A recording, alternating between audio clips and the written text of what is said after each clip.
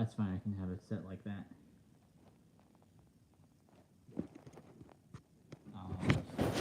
No. Adjusting. Man, I haven't done this in such a long time. Sorry about that.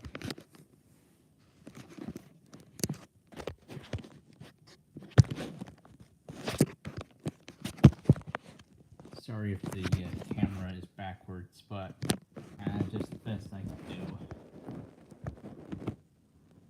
Alright, I think we're good to go now.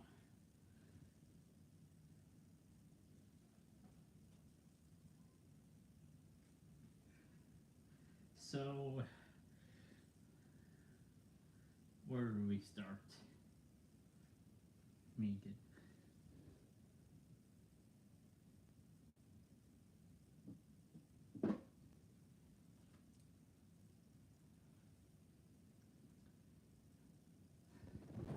So today's review is going to be on Justice League: The New Frontier. I just rewatched this Saturday night, and I rewatched it again one more time Sunday, so I can, just prepare for this movie review, since I've never done a movie review on this channel before.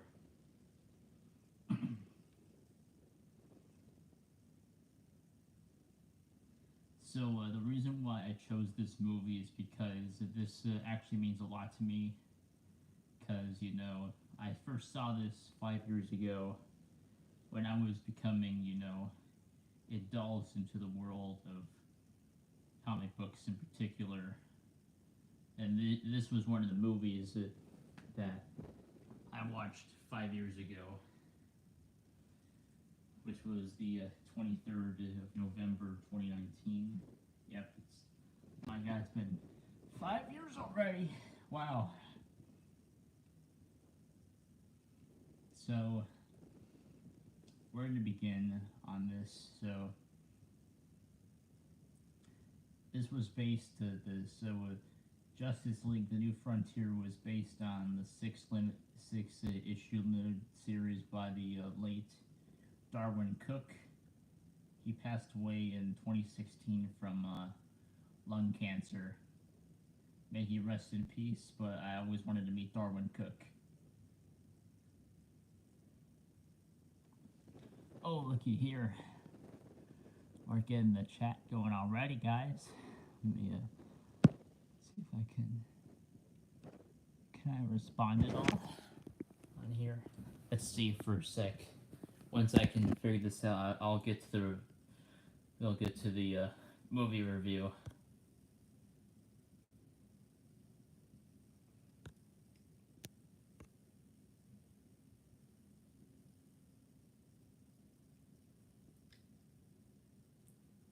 Oh, there's 5 people watching already?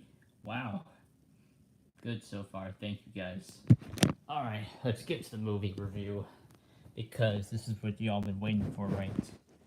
I don't want to bore you anymore, so let's just get straight to it then. So, now that we covered the history of this,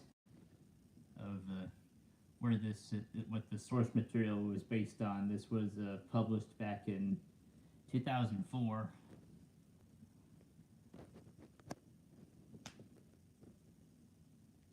And so, this movie, Justice League: New Frontier, is set in the 1950s, which was during the early stages of the Cold War leading up to the Kennedy administration in the year 1960. So, the movie starts off with a children's author, which is supposed to be a parody of Dr. Seuss. He writes a story about the end of the world in the book called The Last Story, which is about the Center. The Center is the main antagonist and overall threat of Justice League: The New Frontier. Oh, hi, Anthony. I'm sorry you had a bad day at work, but I'm glad you came to join. So what's oh Anthony, you're watching Raw right now? Well, I'll go watch Raw right after I'm done reviewing this movie. Thank you. Thanks for the reminder, so I won't forget. So, all right. So the author writes the story about the center, and he commits suicide by shooting himself.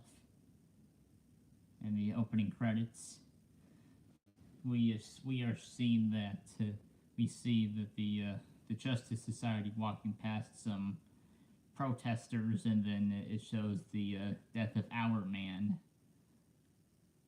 And what happened here is that the Justice Society was. Oh, that's right. I know Keith David. He's a good actor. He voiced the Center in this movie, and he voiced the Spawn in Todd McFarlane's Spawn animated series for HBO and in Mortal Kombat 11. I'm pretty sure Keith David enjoyed voicing the Center in the movie. Yeah, Jeremy Sisto was a great Batman, Anthony. He was underrated. He was a good choice to voice Batman in Justice League New Frontier. He is just as underrated as Reno Romano in the Batman 2004 animated series I grew up watching. I like him as much as the late Kevin Conroy, who passed away 2 years ago. Alright, back on track. So, our man, the Justice Society leader, the Justice Society's leader, Justice Society of America's leader, he plummeted to his death during a police pursuit, and in which the Justice Society refused to give up their identities, and they were labeled as communists, and they were forced into retirement as the result.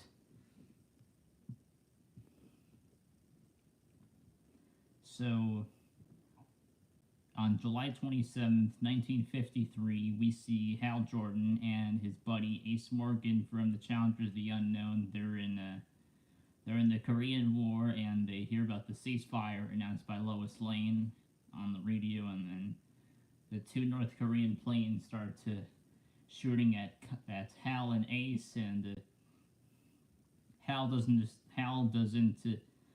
believe in taking he doesn't believe in taking someone's life, so he just did a little stunt, and he clipped the wings of both the North Korean planes that were shooting at them, and things get worse. Ace tells Hal to eject from his plane because he would have died if he wouldn't have punched out of his plane. So then Hal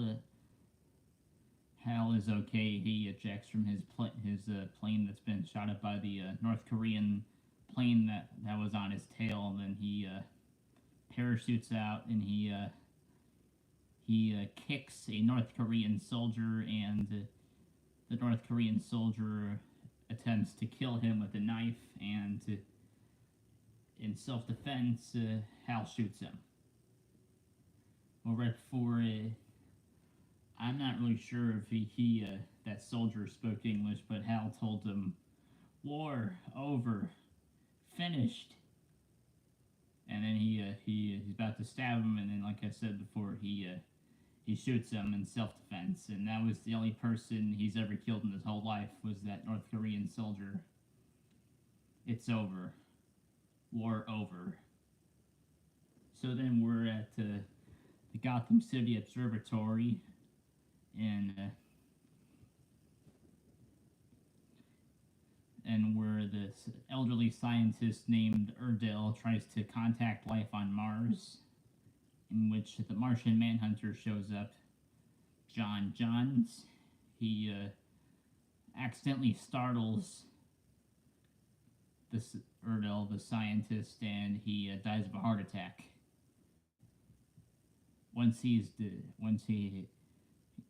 dead now. He's deceased. John decides to disguise himself as him to fit in, showcasing his shape-shifting abilities. So John is currently disguised as Urdell, and he walks around public, and then now we go to Superman and Wonder Woman in Indochina in 1954, where Wonder Woman has encountered a village in Indochina where she rescued a bunch of women who were held captive in some tiger cages by some men, the rebels. She disarmed the men, and she liberated the women from the tiger cages, and the women just massacred all the men that took them prisoner in the tiger cage, and then she let them all have access to these assault weapons. Superman's in shock over this,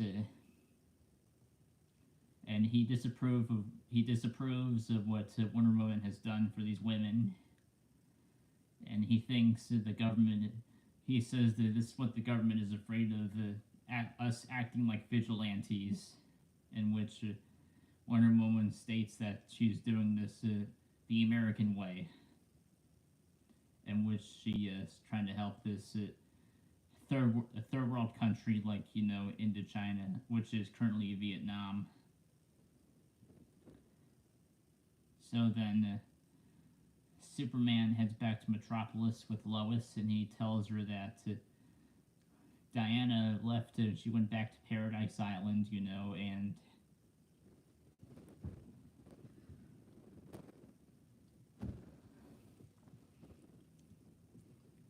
so if you're wondering who voices Superman in this movie, it's Kyle Maclachlan. He's a good actor. He's best known for Twin Peaks. Never watched that show, but I just know he's a good actor. And Lucy Lawless voices Wonder Woman herself. Yes, she's best known for Xena. Yeah, that's Lucy Lawless. And then, the Martian Manhunter is voiced by the late Miguel Ferrer. And Ace Morgan is voiced by John Hurd. He also passed away at some point in the past. These are the only two cast members in this movie who have passed away. It's pretty sad.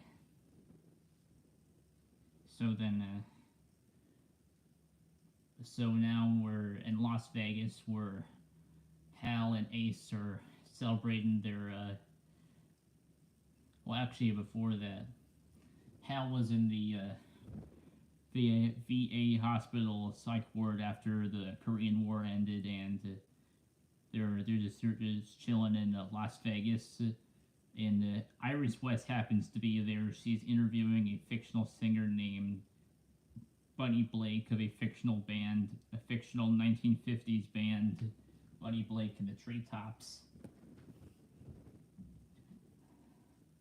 And then Barry Allen, her fiance, gives her a call, see how she's doing, and then all of a sudden everything's interrupted by Captain Cold.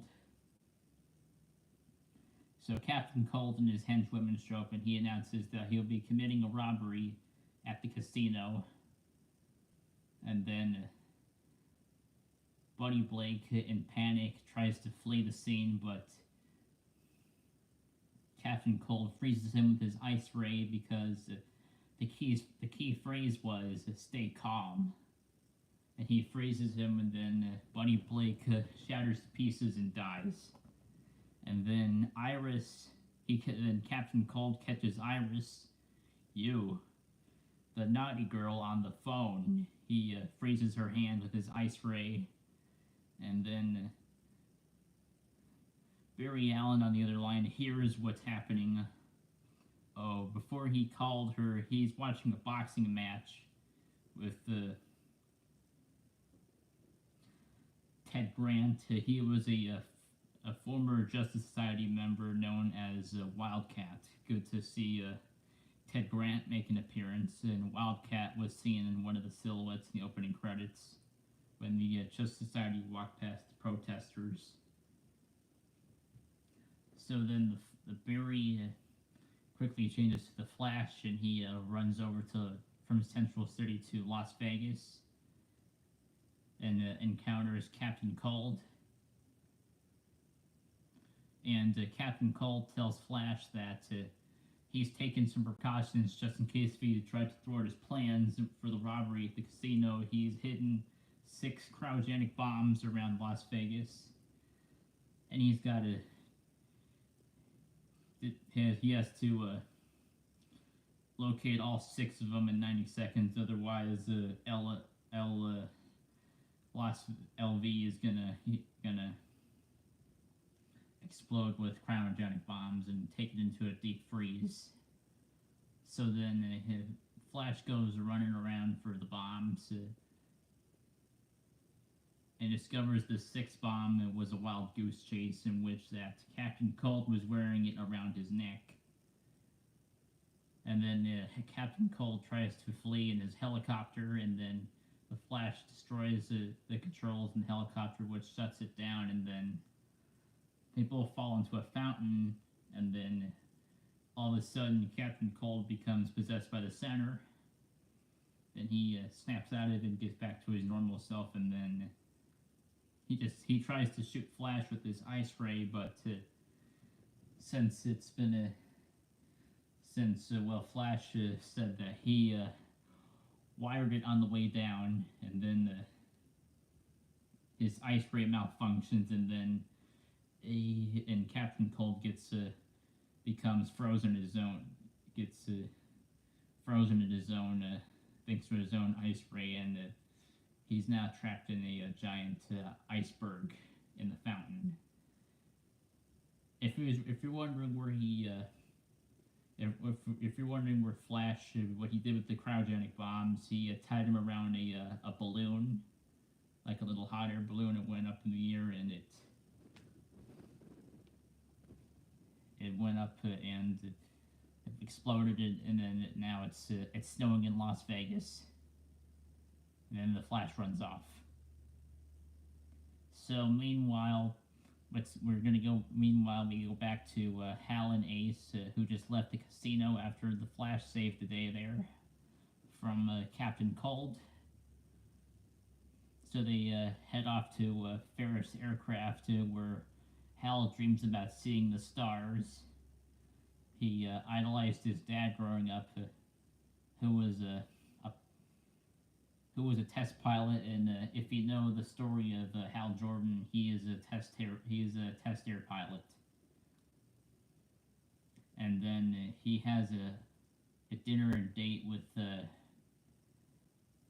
Carol Ferris, the head of Ferris Aircraft, and Hal's surprised that she's a woman. She's in control of her father's company. And he isn't really used to women running big aircraft companies such as Ferris Aircraft. So then we go back to John. John's the Martian Manhunter. He's still watching TV, and he sees a detective movie on TV, and he assumes the role of Gotham City detective John Jones, and then he meets up with his partner, very classic DC character. He's a detective named Slam Bradley. So him and Slam Bradley arrive at a church, and they're going to a church because there happens to be a doomsday cult that's been going around that's worshiping the center. And they go in the church. John sees a Batman fighting the cult, and they're about to sacrifice this little boy to the center. So during the fight, John punches one of the cult members, which knocks over some candles, which starts a fire, and which is his vulnerability and weakness is fire. Slam Bradley extinguishes the fire with the fire extinguisher, and once the cult leader is about to kill the little boy, Batman thinks quick, and he ties him up with his bat rope and uppercuts him, and gives him the bloody nose, and he lost a couple of teeth from that punch from Batman,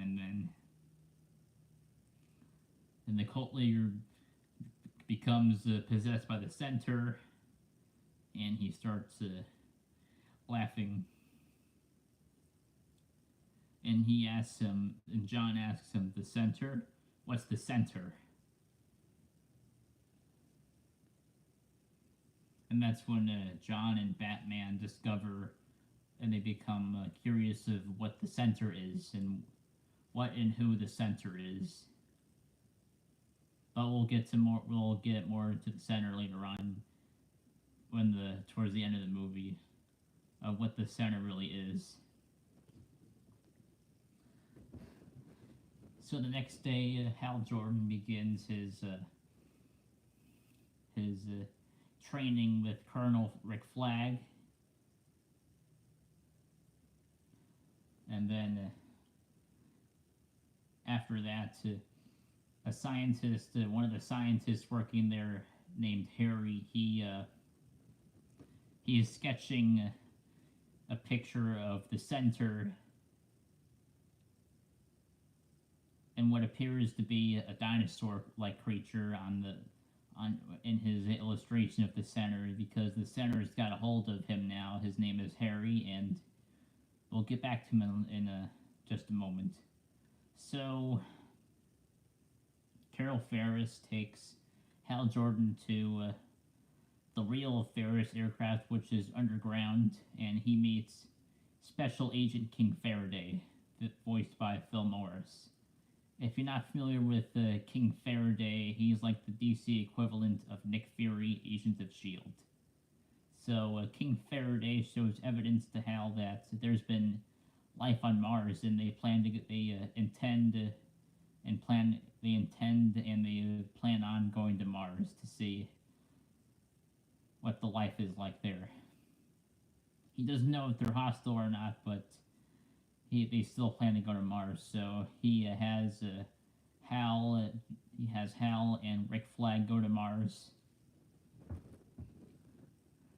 Meanwhile, back at the Gotham City Police Department, John Jones is taking a look at that children's book I mentioned earlier about the center that the author committed suicide a couple years back. He said that, Slam Bradley, his partner Slam Bradley, witnesses him taking a look at the children's book about the last story in the center and all that, and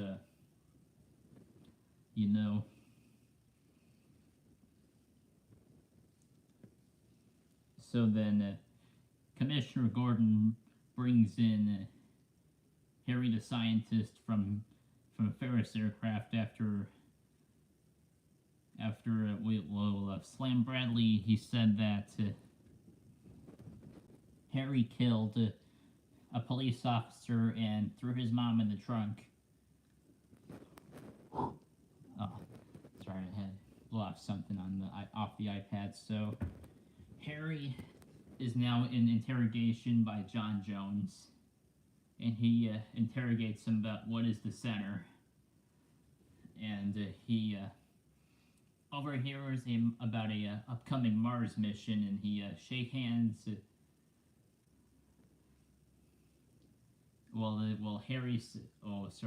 Right before he shakes hands with King Faraday, he hears from Harry that the government is going to go to Mars to see what the life is like there, and they won't let normal people like him go to Mars, but he's still under the possession of the center.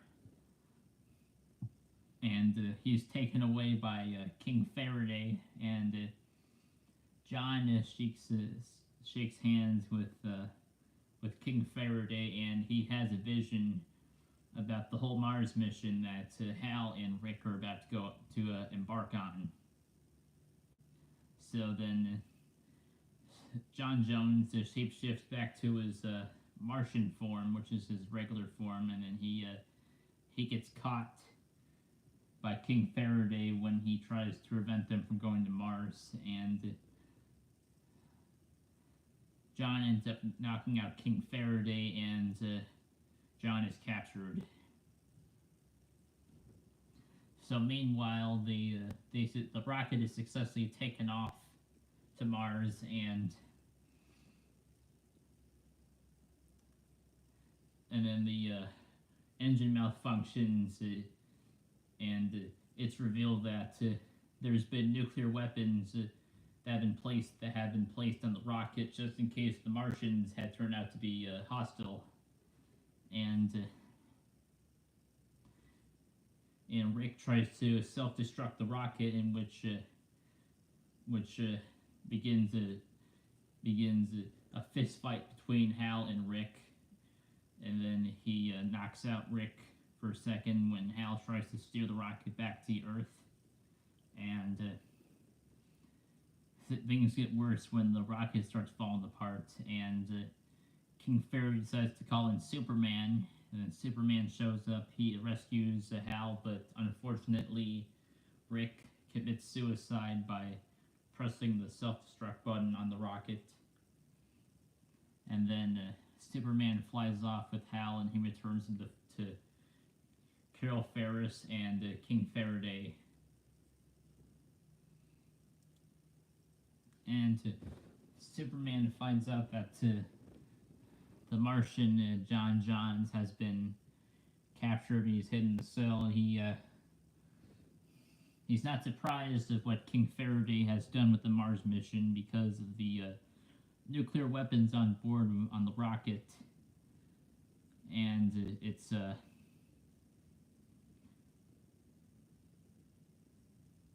well, he informs that he informs King that Superman himself is an alien, but he is not surprised that he's a little disappointed about how he's treating John Johns just because he's a Martian. He looks so different, and he can leave his cell anytime he wants because he can phase through walls. That's one of his abilities, the Martian Manhunter.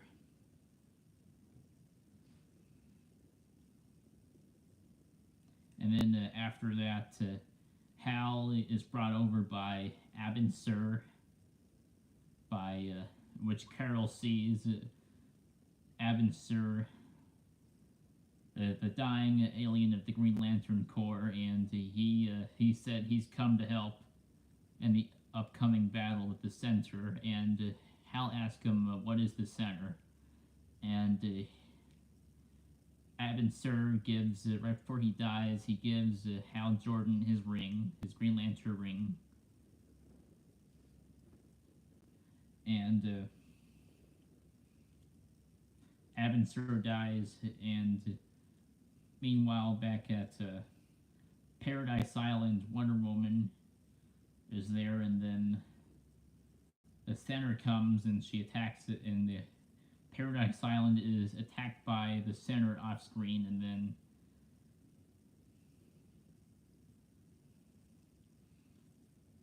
back at the Batcave where John Jones visited.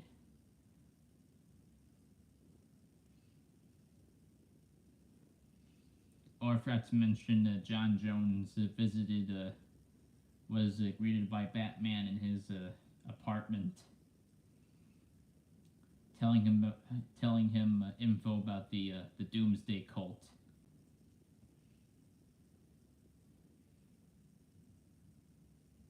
Oh no, there was one scene I didn't get to earlier before the whole Mars thing. So the Flash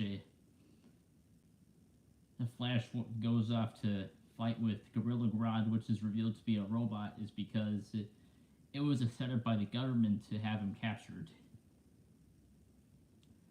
So these government agents show up. They try to capture the Flash.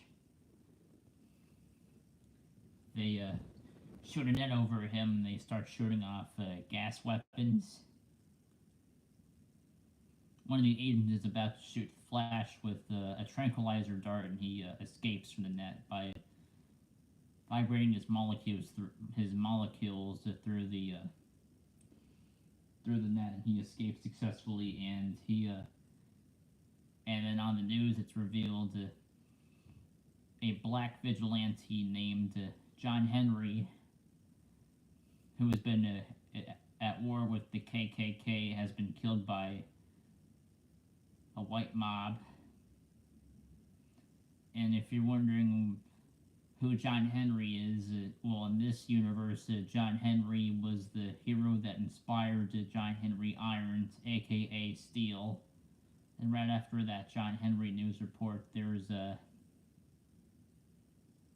Flash appears on the news announcing his retirement because he doesn't want to be treated like a criminal after his attempted capture by the government. So then he signs off the news report, and then, all right, let's go back to where was I? So after the whole Abin Sur at Paradise Island scenes, where the Batcave, where Superman pays a visit to Batman, who now has Robin, and Batman has changed his look entirely to a much more friendlier costume, because earlier during the church fight, in the church scene with about that doomsday cult, that little boy that was about to be sacrificed, he was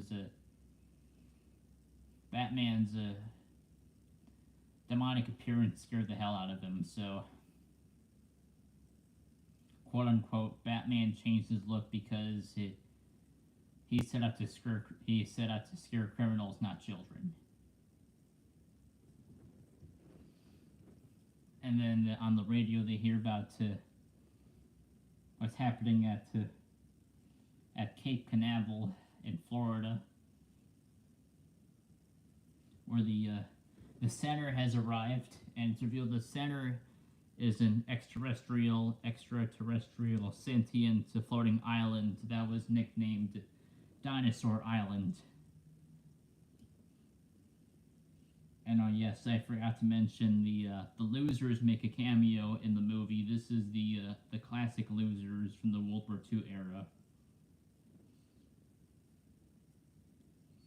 They were the first to hear about to discover Dinosaur Island. And if Dinosaur Island played a big part in the Silver Age of DC, and their popular military stories like, Sergeant Rock, the Haunted Tank, and the Losers. And so Hal Jordan, now with his Green Lantern ring, he goes to a bar where the center is attacking, and Hal Jordan is voiced by David.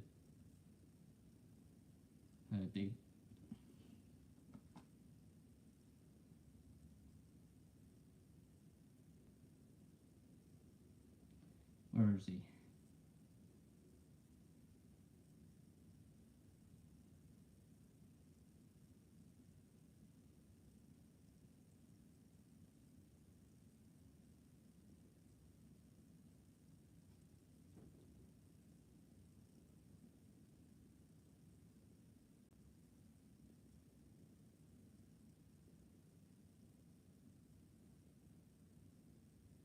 David Boreanaz. Hope I didn't butcher his name. So he voices Hal Jordan in the movie. I think he did a good job voicing Hal Jordan in Green Lantern.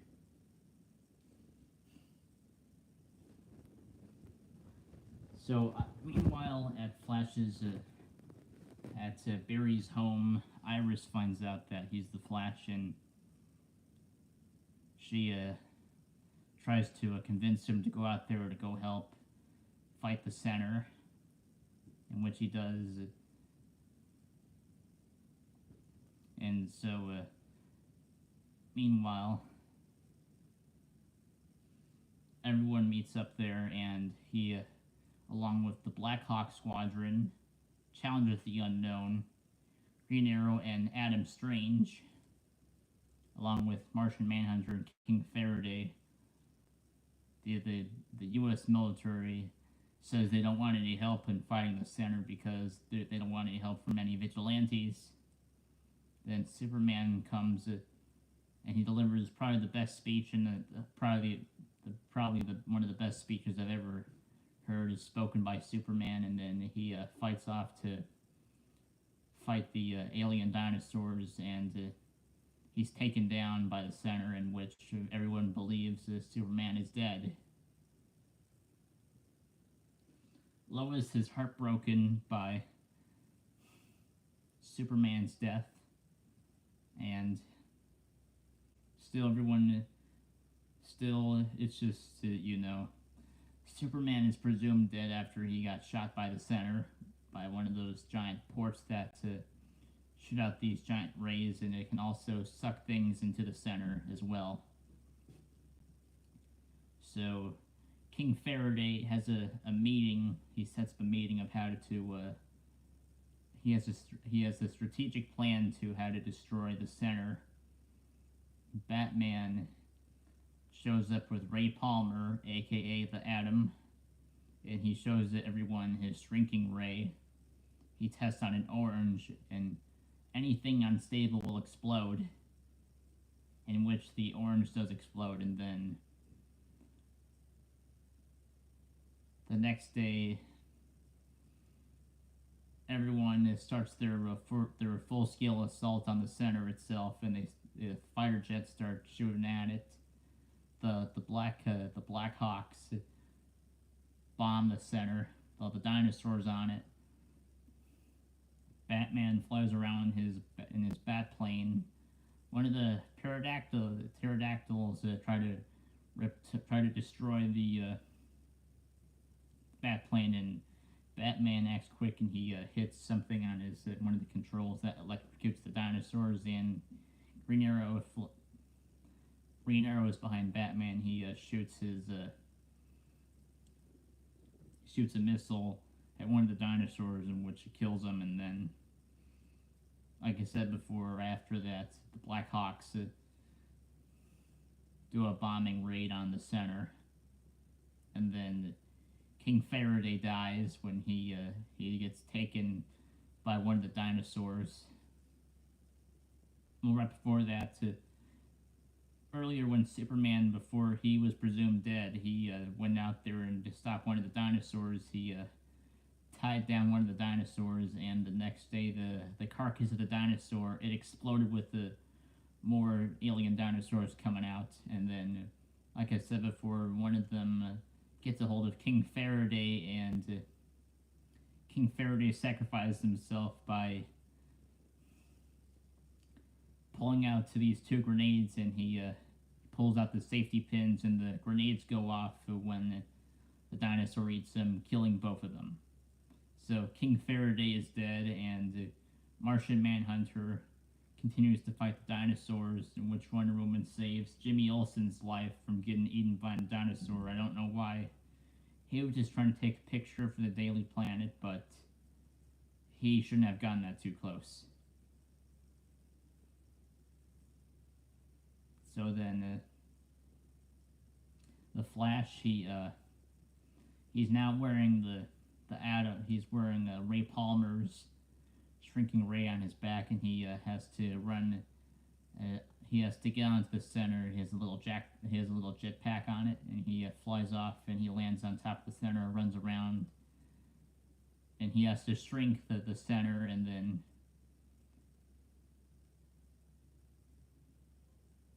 meanwhile Kyle and Ace fly into the center, and a hallucinogenic drug trip happens between the two of them while they're inside, and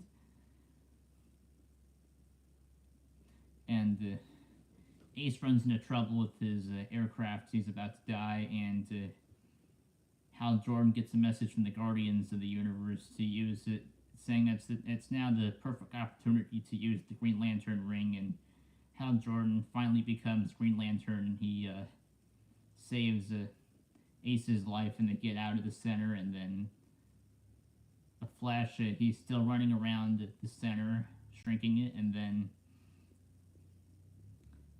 Hal decides to see what this ring can really do. He gives all his might and force into trying to destroy the center. He uses his ring to get a hold of it, and he throws the center into space, and it explodes.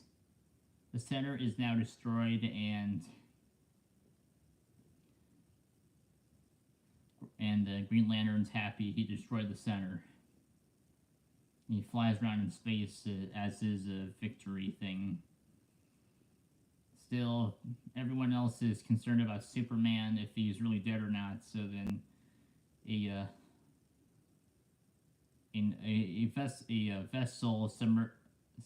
vessel emerges from underwater, and it's revealed that Aquaman has saved Superman, and Aquaman is voiced by Alan Ritchson.